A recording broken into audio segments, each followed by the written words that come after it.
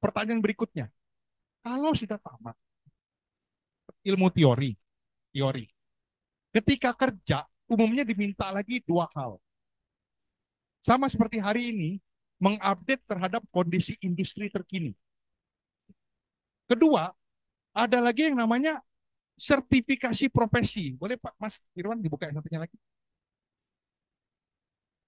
Seharusnya datang hari ini Bu Sarah Mariati, tapi Bu Sarah ada halangan sehingga dia menitipkan materi yang untuk memang kita buatkan suatu standar untuk diinfokan. Hanya 4-5 slide, hanya 4 slide. Ada Mas Irwan? Bisa dipahami ya sampai sekarang ya. Semangat nggak? Jadi dengarnya. Jadi nggak boleh ada yang nggak dapat kerjaan, bingung, anak Trisakti, bingung mau ngapain, tamat nganggur, wong nunggu sekian kok gitu kira-kira ya. Oh bukan yang satunya, yang satunya. Yang ini Mas Agus punya. Yang ada Mas Irwan saya satunya.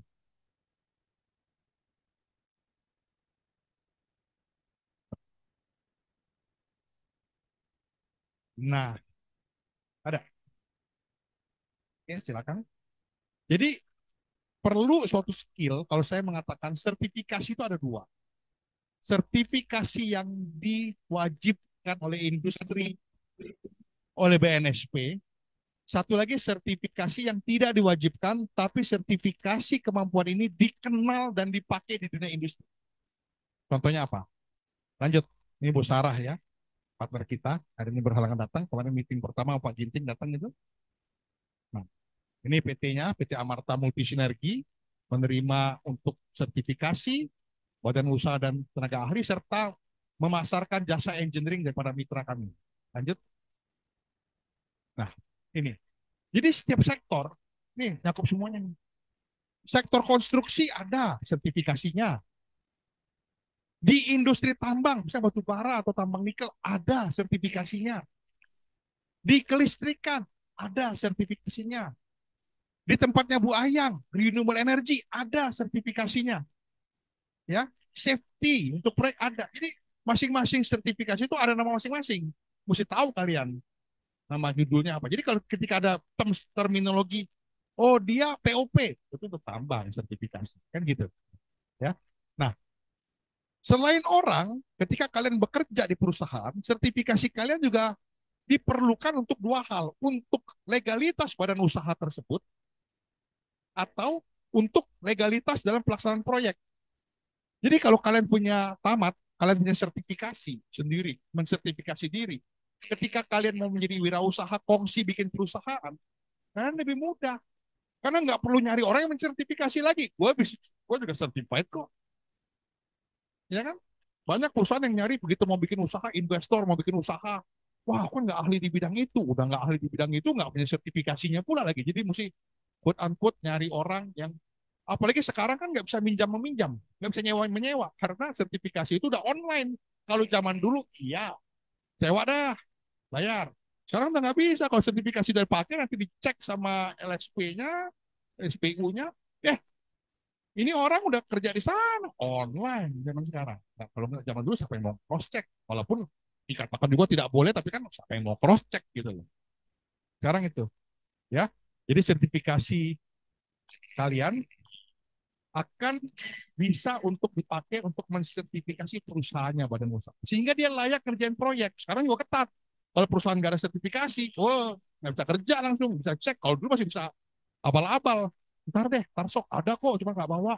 Gua ada kok sertifikasi, cuman mana ya filenya ya? Sekarang udah nggak bisa di entry di online. Lu mah belum sertifikasi, apanya udah, kira-kira gitu. Ya, jadi sertifikasi merupakan barang yang luxury yang harus kalian kenal dan harus kalian miliki. Tidak cukup hanya ijazah. Ini sertifikasi yang memang berdasarkan peraturan, ketentuan, perundangan dibutuhkan BNSP. Lanjut, next.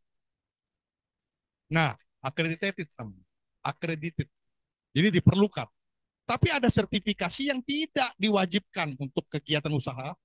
Tapi bagi perusahaan Mas Agus gitu ya, ketika dia mau hire orang, dia pengen tahu. Contohnya, kursus Inggris. Kan tidak ada sertifikasi harus bisa bahasa Inggris kan? Tapi kalau kalian punya, saya pernah kursus Inggris, saya pernah kursus Excel, saya pernah kursus ini. Oh, dia bisa Inggris. Oh, dia advance Inggrisnya, bisa cas cis cus, ya.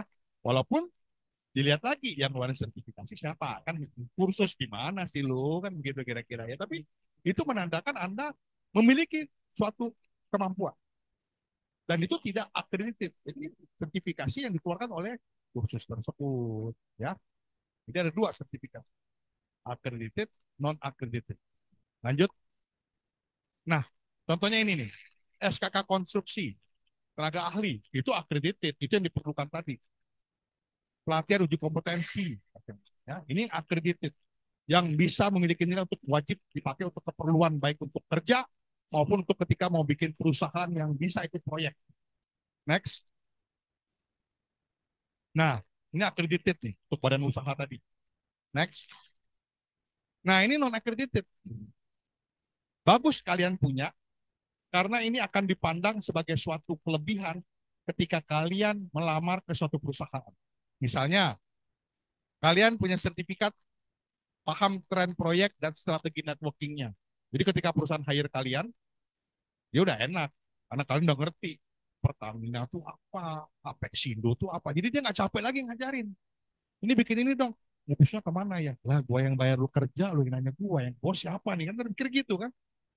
Benar nggak? Dia maunya hire kalian udah tahu. Ini, oh ya Pak, saya tahu Pak, saya pernah ikut pelatihan dulu Pak. Ini ngurusnya gini, ini adalah gini, ini kita ke sini. Gitu. Ya, atau paham KBLI. Sekarang kan nggak pakai shoot KBLI, kode buku ya, badan usaha itu Pak. Apa sih kode KBLI-nya? Apa sih maksudnya KBLI? Ya, nah, misalnya cara registrasi NIB, ini simple. Tapi saya yakin ini nggak diajarin di kampus ya, diajarin nggak kan? Nggak, pasti nggak. Padahal ini praktis banget. Nah, ini kita berikan pelatihan, dan biasanya kita pelatihan secara sertifikasi secara online. Jadi ketika kalian melamar ke perusahaan, perusahaan nanya, kamu pengalaman apa? Ah, jangan kan pengalaman Bu, NIB, ini kan KBLI, saya ngerti. Langsung gini, wah, bagus nih. Ini staff kita nggak ngerti-ngerti nih, kan begitu kira-kira Pak. Langsung nih, hire. Next. Nah ini, paham. Paham izin dasar dan izin operasional badan usaha layak to tender. Keluar tuh tender proyek. Mas Agusnya keluar ya. Syaratnya A, B, C, akte, mesti gini. Kalau nggak ngerti, apa ini? Nanya ke siapa? Googlingnya gimana? Tapi kalau kalian pernah ikut pelatihan gini langsung ngerti. Ini gini loh Pak. Ah, saya lihat surat perusahaan kita. Kalau saya lihat Pak, kurangnya di sini, sini, sini, sini. Mau bunyinya begitu, saya paham. Ini masih kurang Pak perusahaan kita Pak. Ada aturan baru yang mesti melengkapi. Ya. TKDN. Semua tender tadi itu mesti melampirkan mengenai perhitungan TKDN.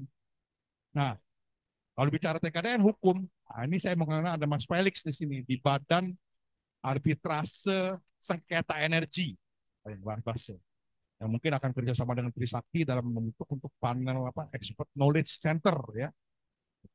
Next. Nah, ini Bu Sarah, catat aja nama handphonenya. Bu Sarah juga sama. Kalau mau dikontak, silakan dikontak, Japri aja, boleh ya. Kalau mau nanya, itu sharing saya hari ini.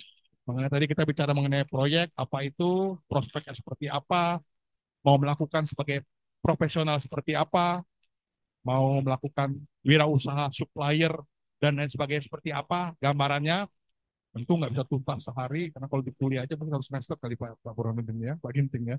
Nah, teknisnya nanti expert kita yang akan sharing, karena itu di luar jangkauan, malum Pak, orang elektro.